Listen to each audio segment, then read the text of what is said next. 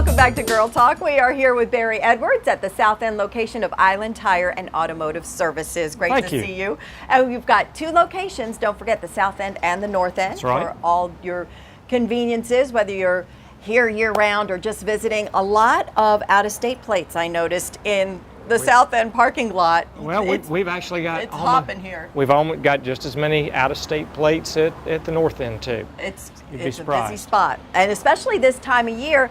Interestingly enough, as you can see by the batteries in front of us, I didn't realize that the summer weather takes its toll on batteries. Let's talk about that. Exactly. Well, you have to remember, in the summertime, particularly you get cars that have come down, or even local cars, and they end up with putting an extreme demand on the electrical system because they're running the air conditioning. They normally have got phone chargers. People have got power inverters hooked up. If a vehicle is not in top battery, it's not like it used to be. If a battery was starting to get slow, engine might start getting a little bit slower. You get that and then it turns and it would eventually. Cars don't do that nowadays because the computer control system, they require power within a set range, a minimum range. If it doesn't have more than that, a lot of time it will not start because you don't even get the or you may get a tick tick tick tick tick tick. And it may not give you any warning. Okay, a friend of mine last week said she had that tick tick tick. The tick tick tick is usually one of two things. Either the battery has gotten to a point where it's weak enough, and you have to remember, cars, the technology has come along so much in the last 30 years. The technology with batteries has only improved incrementally. These batteries are not that different. Most of these are sealed versus having the little caps. This one actually has a cap you can remove if you ever need to add acid to it, but like this battery and this one, these are completely sealed units. So there's no maintenance. It's basically what you have is what you get.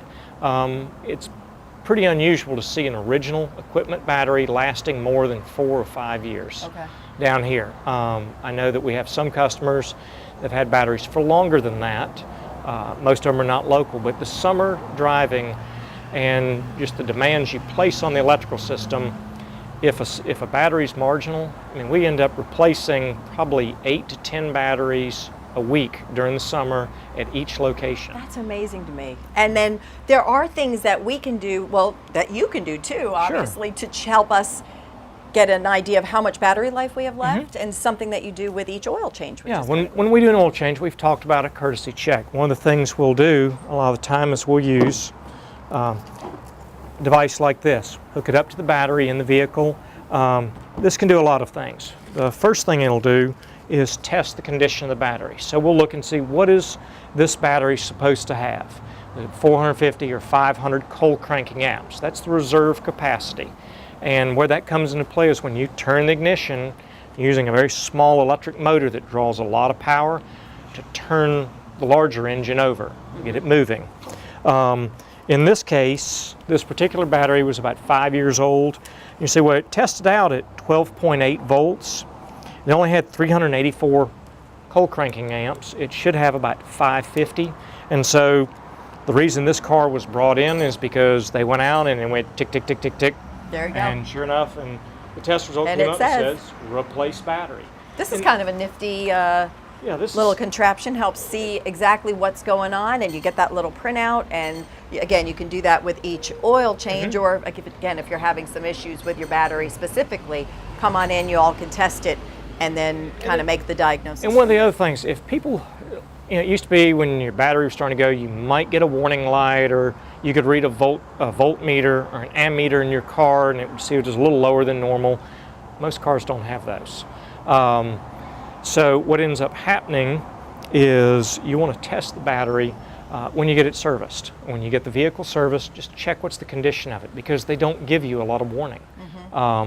Downsides, we had people go, I don't understand, I ran a couple errands and went to crank the car, and it either did ticking, or they said, well, this little light's been on.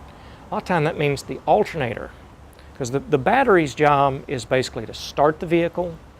When the vehicle's running, the alternator should be charging it. Now, if you're placing a real heavy load, let's say in the summer when it's raining, you've got the air conditioning blasting to try to keep the windows from fogging up, windshield wipers, probably got your stereo going. Maybe some phone chargers. And if you're not driving faster than idle speed, then that alternator's not really turning. A lot of people go, oh, just crank it up and let it sit. An idling alternator is generally not going to produce enough electricity to recharge a battery. It'll run the vehicle, but when you turn it off, that's why people go, well, I let it sit for 30 minutes and it's still dead. Well, because it was at idle speed, it was just barely had enough juice to keep the vehicle running.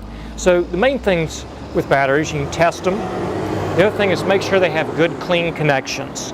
Right. We were talking about this before we filmed, and we have about a minute left. Sure. Well, when we install a battery, we always want to make sure we've got, take a tool like this, it actually cuts in to the post, so you've got a nice fresh connection. Make sure everything's... If any of that white stuff is kind of hanging on those connectors, you want to make sure that you get that removed so that you've got a flow of juice that's uninterrupted. Unimpeded. Yep. And then also, when we install one, we'll also put a sealer on it. So it's a compound, it just basically seals it off from air, from moisture, and so it keeps those terminals nice and clean and tight, and you don't have corrosion issues. As always, Barry, a lot of great information, and if you've got some issues with the vehicle, this is the place to come. Island Tire and Automotive Services, great team at both locations, and always great information, especially in the heat of the summer. So Barry, thank you, and thank you all for tuning in to this episode of Girl Talk. I'm Debbie Court, and we'll see you next time.